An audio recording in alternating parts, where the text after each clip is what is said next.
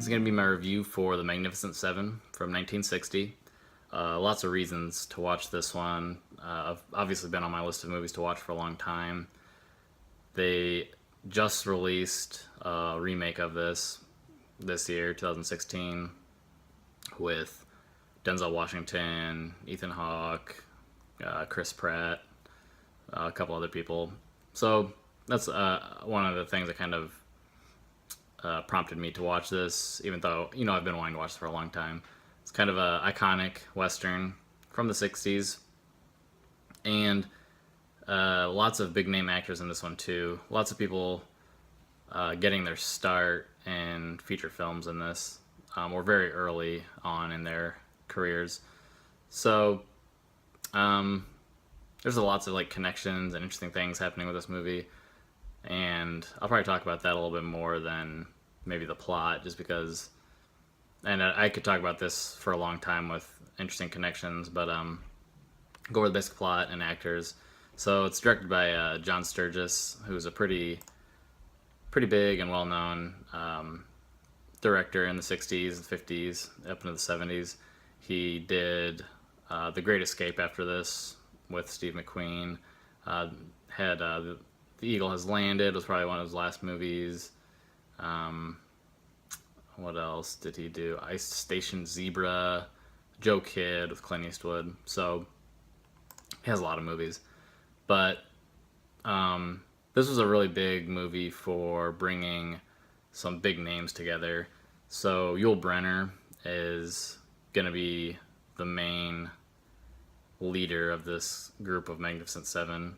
He plays Chris Larrabee Adams. This is actually the first movie I've seen with Yul Brynner, so it's pretty interesting.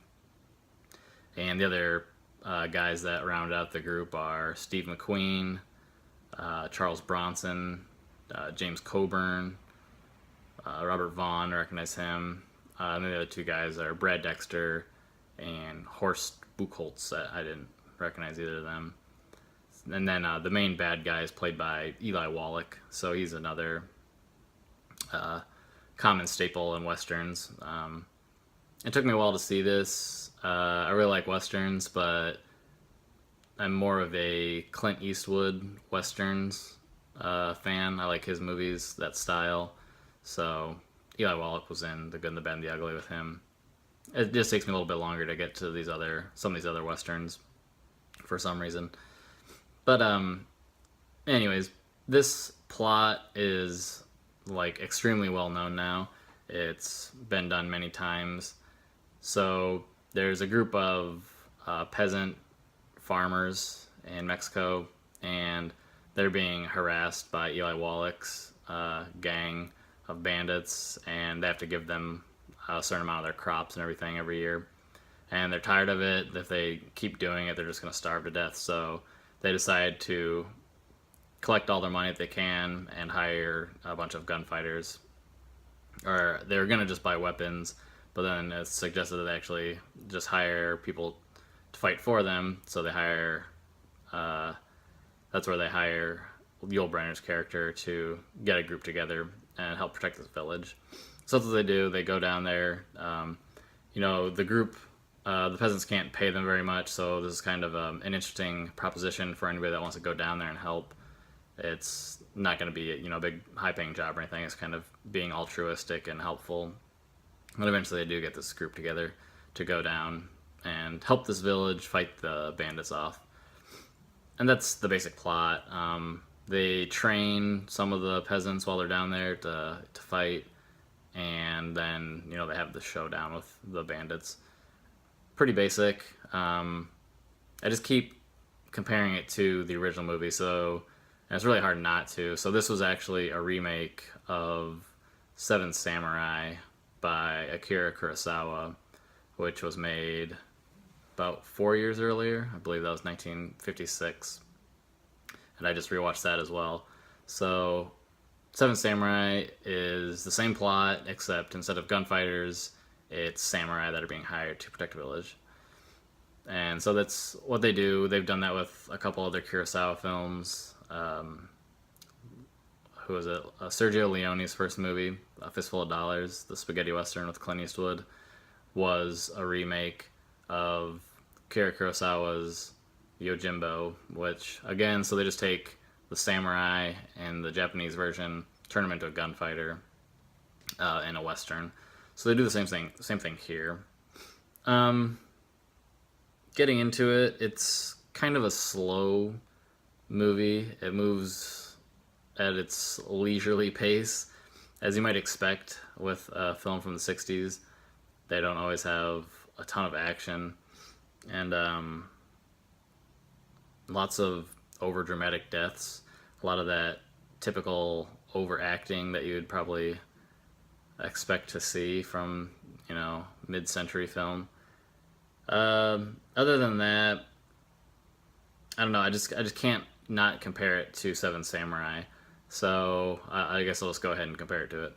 I think Seven Samurai is a much better film. It's also interesting because it's a lot longer. Seven Samurai is almost 3 hours. It's two DVDs. I was watching it, but you get to spend more time with each of the characters in that movie, and they actually have better character arcs. So in this movie, A Magnificent Seven, you can see that like James Coburn's character is like this really really good gunfighter, and he's like the fastest draw and just kind of super cool. And Charles Bronson is kind of the nice guy. All the kids like him, stuff like that. But you just don't spend enough time with any of them to really feel invested in what happens to them, or especially with like there's the younger kid, and he just gets mad and is really hot headed and really in a very overdramatic way, and it's just kind of like doesn't really work that well. But at the same time, you have that in the original Seven Samurai as well. Toshiro Mifune's character is pretty overdramatic in the way he plays that same kind of character, so you kind of see where it comes from. I thought Yul Brynner was pretty good. It reminded me of Peter Weller, the guy who plays RoboCop. It was kind of funny. This is the first time I'd seen him in a movie. Another interesting connection. So in this movie, Yul Brynner plays Chris Adams, and he wears like all black. And then essentially he kind of replayed that role in the movie Westworld as a robot. And then I've been watching the new TV show Westworld, which is really, really good. So just a lot of weird connections happening at the same time. Other than that, like there's the huge connection with Seven Samurai. I also think that works a lot better because you spend more time in the village. They spend more time training them, and you get to understand more of the dynamic between like the villagers that go out to find the samurai, and then also when they're back in the village. Not a lot of great action with the fights. I kind of misremembered how I thought the fights were better in Seven Samurai. Lots of overacting. Some of the stuff's kind of, it seems cheesy and kind of dorky now.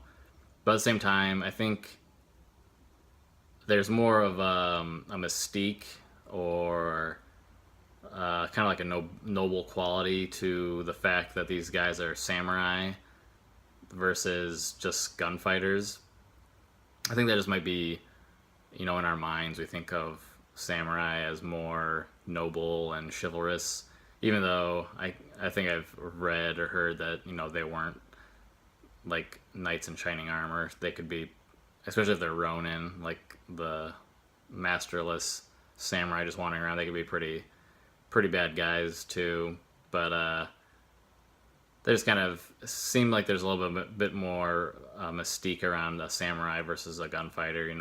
Anybody could just grab a gun and go around shooting people and call themselves a gunfighter, versus a samurai. You think there's more of like a process involved with that, becoming a samurai. So there's that kind of thing going on too. So overall, I didn't really like The Magnificent Seven. Giving it a 2 out of 5. And a lot of that's just due to it's slow. The pacing's really slow. Action's not that great. It's interesting to see some of these actors, like Steve McQueen. I guess there's like a big on-set rivalry between Steve McQueen and Yul Brynner, because Yul Brynner was the more well-known actor at the time, but Steve McQueen was like the young guy that was really up and coming, and so they were kind of fighting and jockeying to be on the screen the most. And so it's interesting to see them, and like Charles Bronson, this is an early role for him, and James Coburn, but just overall you don't really get to see him do too much. It's unfortunate. I wanted to like it a little bit more than I did. So I don't know.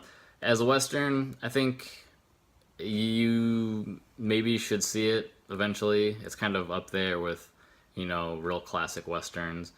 But I definitely put like all the spaghetti Westerns, the Clint Eastwood movies above this one. But yeah, maybe get to it eventually. So I think that's it. It's getting pretty long, so I'll just say 2 out of 5 for this one. All right.